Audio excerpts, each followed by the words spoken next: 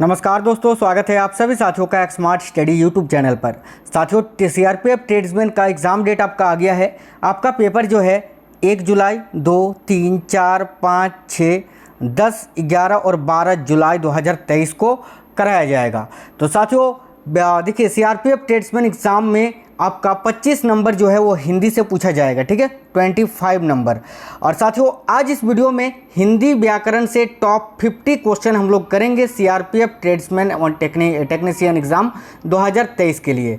तो आज के इस वीडियो को कंप्लीट जरूर देखना, कोई भी क्वेश्चन को स्किप नहीं करना है। सारा ही क्वेश्चन मैंने छाट कर लिया है साथियों, सारा ही क्वेश्चन सिलेक्टेड और इम्पोर्टेंट क्वेश्चन है जो डायरेक्टली आपको आपके पेपर में देखने को मिलेंगे। तो बिना देरी किए क्लास को शुरू करते हैं। सभी लोग वीडियो को लाइक जरूर कर दीजिएगा साथियों, क्योंकि आपके एक लाइक से हमें मोटिवेशन मिलता है। अगर वीडियो आपको पसंद आए तो अपने सभी दोस्तों के साथ जरूर शेयर करना, और नए साथी अगर आप में से कोई भी हैं तो चैनल को सब्सक्राइब करके बेल आइकन को ऑन कर लीजिएगा।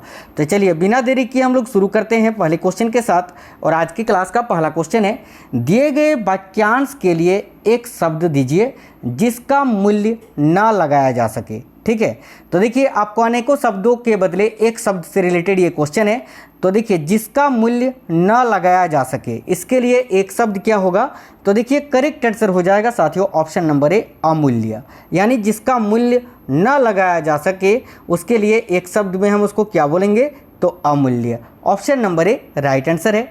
अगला क्वेश्चन है, देखिएगा ध्यान से पढ़िएगा, ठीक है। देखिए भूतपूर्व स्वर्गीय राष्ट्रपति डॉक्टर राजेंद्र प्रसाद राजनीतिज्ञ होने के साथ साथ भाव प्रणव साहित्यकार भी थे, कोई त्रुटि नहीं है। इसमें आपको त्रुटि छांटना है कि ये जो वाक्य है इसमें से कौन सा त्रुटि है। तो देखिए यहाँ लिखा हुआ है भूतपूर्व स्वर्गीय राष्ट्रपति, ठीक है, जो कि बिल्कुल गलत लिखा हुआ है। यहाँ पर लिखा होना चाहिए था आपका भूतपूर्व राष्ट्रपति, उसके बाद स्वर्गीय होना चाहिए था, है ना। देखिए तो इसका राइट आंसर हो जाएगा आपका ऑप्शन नंबर ए, ठीक है, भूतपूर्व स्वर्गीय राष्ट्रपति डॉक्टर राजेंद्र प्रसाद। यहाँ से यहाँ तक गलत है। देखिए इसका सही सेंटेंस आपका ये बनता कि भूतपूर्व स्वर्गीय, देखिए ये जो है आपका मतलब आंसर होगा, लेकिन आपका सही सेंटेंस इसका क्या होगा? तो भूतपूर्व राष्ट्रपति स्वर्गीय डॉक्टर राजेंद्र प्रसाद, ठीक है, ये होना चाहिए था। लेकिन लिखा हुआ है पहले भूतपूर्व के बाद स्वर्गीय, जबकि ये गलत है, ठीक है।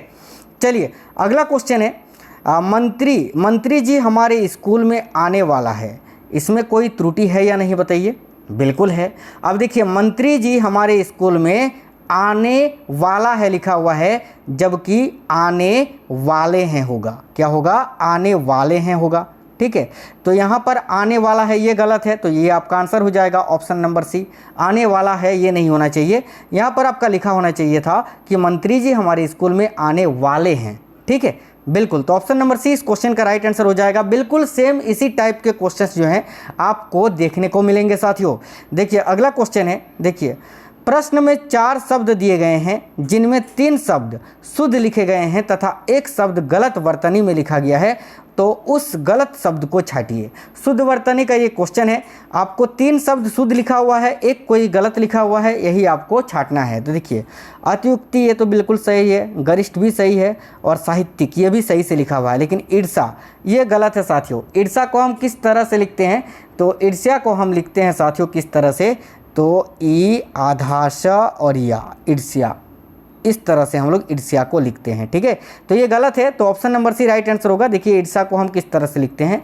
ईर्ष्या ऐसे नहीं होता है, बल्कि इस प्रकार से लिखते हैं, ठीक है। तो यही आपका राइट आंसर हो गया। अगला क्वेश्चन है, रिक्त स्थान को भरने के लिए सबसे उपयुक्त शब्द का चयन करें। अब देखिए यहाँ पर रिक्त स्थान क्या है कि हमारे अध्ययन अध्यापन का क्या है? रिक्त स्थान को पूर्ति करिए। तो देखिए हमारे अध्ययन अध्यापन का क्या है? बिल्कुल माध्यम है। ऑप्शन नंबर ए करेक्ट होगा। ना तो उपकरण है, ना तो साधन है, और ना ही साध्य है। क्या होगा साथियों? हमारे अध्ययन अध्यापन का माध्यम हिंदी है, ठीक है, बिल्कुल। हमारे अध्ययन अध्यापन का माध्यम जो है वो हिंदी है, तो माध्यम हो जाएगा, ऑप्शन नंबर ए करेक्ट हो जाएगा। इस तरह से आपको क्वेश्चंस मिलेंगे आपको इस बार पेपर में। देखिए अगला क्वेश्चन है निर्देश। देखिए यहाँ निर्देश दिया हुआ है, कुछ पढ़ लेते हैं। नीचे लिखे प्रश्नों के विकल्पों में से मुहावरे के उचित अर्थ को चुनिए। अब ये देखिए ये आपका मुहावरा है कि आग में घी डालना। अब इसका अर्थ क्या होता है बताइए? तो देखिए आग में घी डालना मुहावरे का अर्थ होता है क्रोध को और भड़काना। तो राइट आंसर हो जाएगा ऑप्शन नंबर सी। चलिए आगे बढ़ेंगे, इसमें भी निर्देश दिया हुआ है। तो देखिए निर्देश में क्या बोला गया है कि नीचे लिखे प्रश्नों के विकल्पों में से मुहावरे के उचित अर्थ को चुनिए। तो मुहावरा क्या है कि चिराग तले अंधेरा, इस मुहावरे का अर्थ आपको बताना है। तो साथियों चिराग तले अंधेरा, इसका अर्थ होता है अपनी खामी से अनभिज्ञ होना। ठीक है, यानी आपके अंदर जो कमी है उससे आप परिचित नहीं हैं। तो देखिए अपनी खामी से अनभिज्ञ होना, चिराग तले अंधेरा, इसका अर्थ होता है। चलिएगा अगला क्वेश्चन है, मनोविकार का सही संधि विच्छेद कीजिए। तो साथियों मनोविकार ये जो शब्द है इसका संधि विच्छेद करना है। कैसे करेंगे? तो मनोविकार तो मन होगा और विकार होगा, यानी करेक्ट आंसर हो जाएगा ऑप्शन नंबर बी। सिंपल सा क्वेश्चन है। अगला क्वेश्चन है, देखिए सुधोपम शब्द के लिए सही विलोम शब्द चुनिए। आपको सुधोपम का विलोम शब्द यहाँ बताना है। तो सुधोपम शब्द का विलोम शब्द क्या होता है? तो साथियों आपको याद रखना है दाहक होता है। क्या होता है? दाहक। Very very important question. एक चीज़ बता दें, इस क्लास में मैंने उन क्वेश्चनों को लिया है जो क्वेश्चन आप लोग सेंटर में छोड़ कर आते हैं, यानी जो क्वेश्चन आपसे नहीं बनता है स्किप कर देते हैं। ठीक है, बाकी सरल क्वेश्चन तो आपको पता ही होंगे। आगे देखिएगा अगला क्वेश्चन है, कृत्रिम का विलोम शब्द क्या होता है? तो कृत्रिम यानी मानव के द्वारा निर्मित। तो कृत्रिम का विलोम शब्द क्या होगा? प्राकृत। प्राकृत यानी जो प्रकृति में पहले से मौजूद है, और कृत्रिम का अर्थ होता है मानव के द्वारा निर्मित।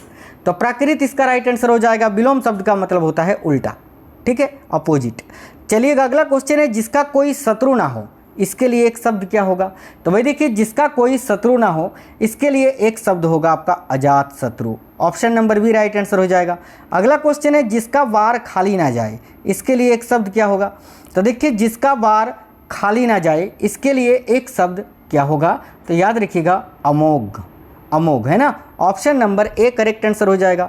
आप लोग क्लास को लाइक जरूर करते चलना साथियों। अगला क्वेश्चन है, भू का अर्थ क्या होगा? ऑप्शन के अनुसार आपको आंसर करना है। तो भू का होना भी नहीं होगा, अनाज भी नहीं होगा, हुआ भी नहीं होगा, भू का भूमि होगा। बिल्कुल, option number B right answer हो जाएगा। सिंपल सा क्वेश्चन था। अगला क्वेश्चन है, अक्ल का दुश्मन, इसका अर्थ क्या होता है? तो भाई अक्ल का दुश्मन इसका अर्थ होता है मूर्ख। Option number C correct answer है साथियों। अगला क्वेश्चन है, उपवन का सही पर्यायवाची शब्द क्या होगा? अब देखिए उपवन का पर्यायवाची शब्द क्या होगा? आगार नहीं होगा, जाह्नवी नहीं होगा, बिल्कुल उद्यान होगा साथियों, उद्यान होगा। ऑप्शन नंबर सी इस क्वेश्चन का राइट आंसर हो जाएगा। उपवन का सही पर्यायवाची शब्द आपका उद्यान होगा, दुकुल भी नहीं होगा, है ना, उद्यान। चलिए अगला क्वेश्चन है, देखते हैं। लोटा किस प्रकार का शब्द है? तत्सम है, तद्भव है, देशज है या विदेशज है?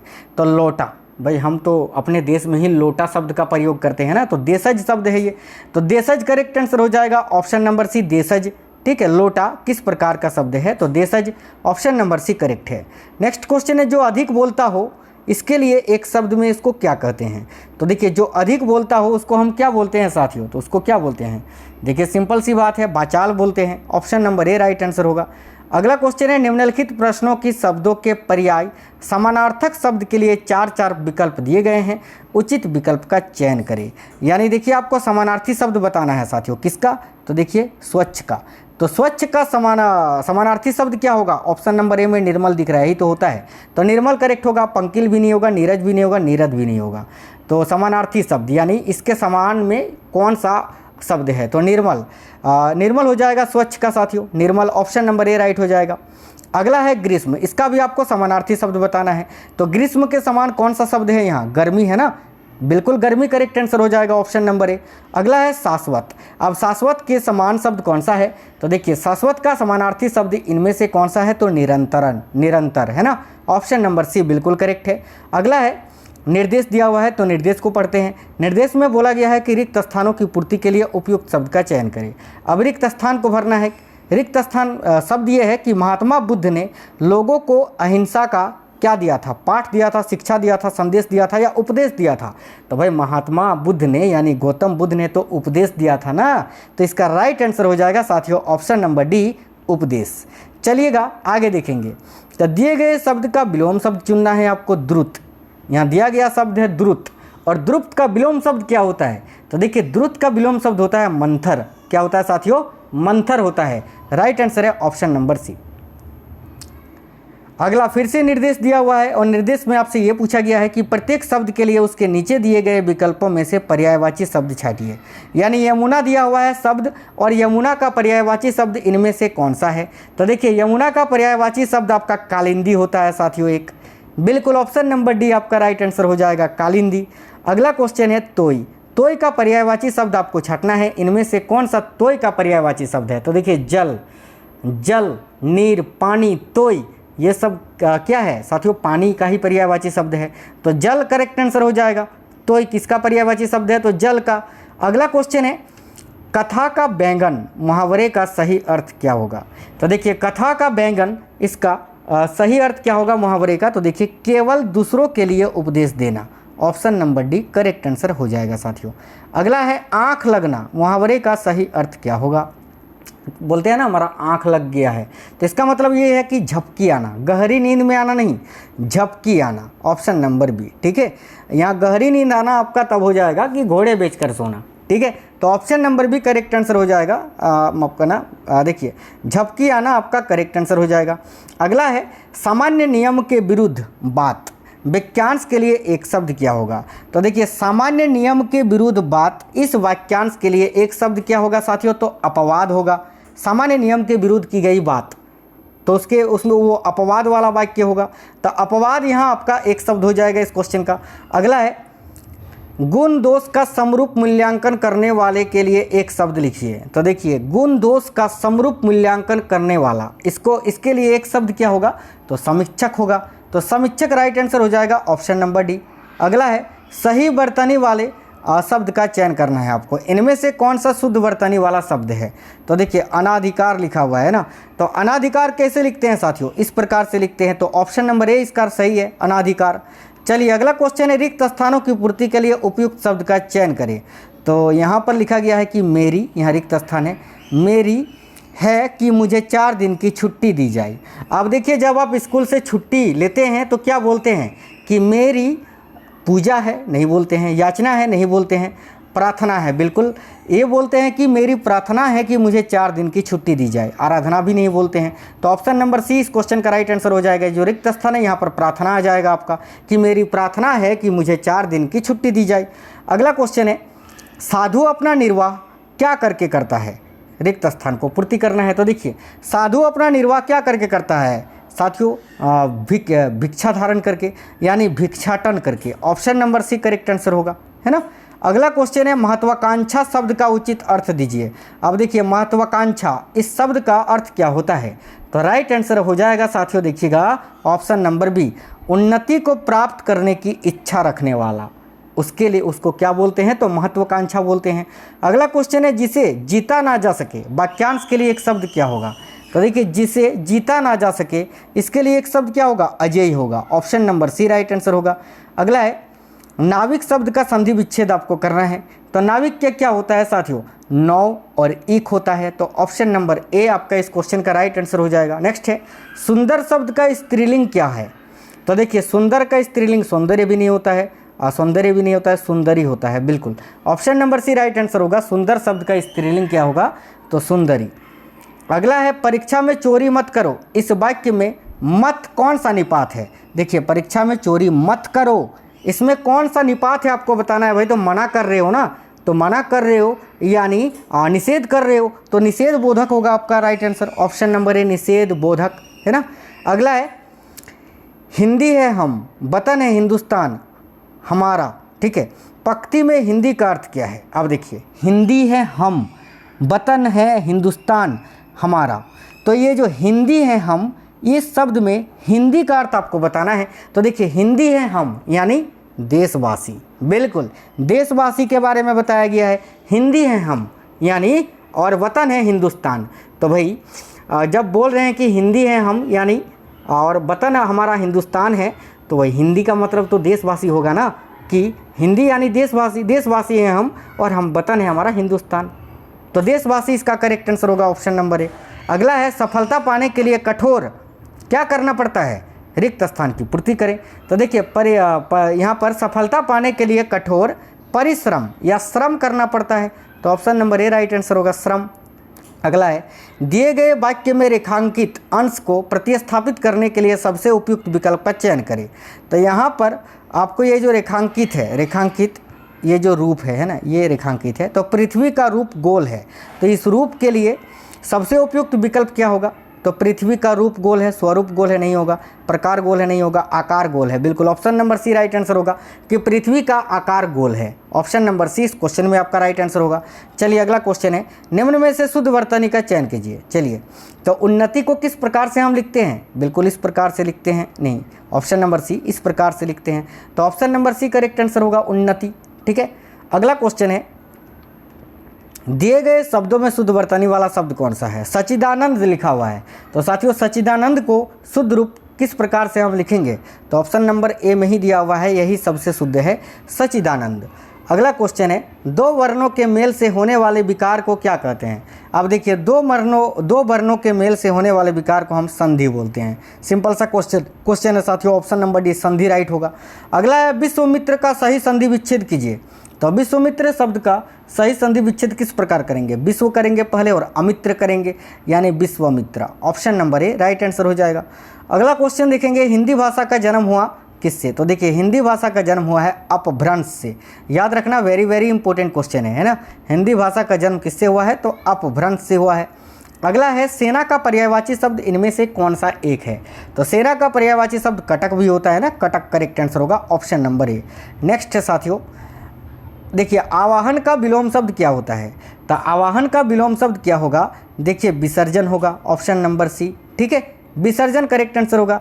निम्नलिखित में से स्त्रीलिंग शब्द कौन सा है, ये आपको चुनना है। तो संविधान भी आपका स्त्रीलिंग शब्द नहीं है। ठीक है, इसके अलावा प्रवेश भी नहीं है, परिवहन भी नहीं है।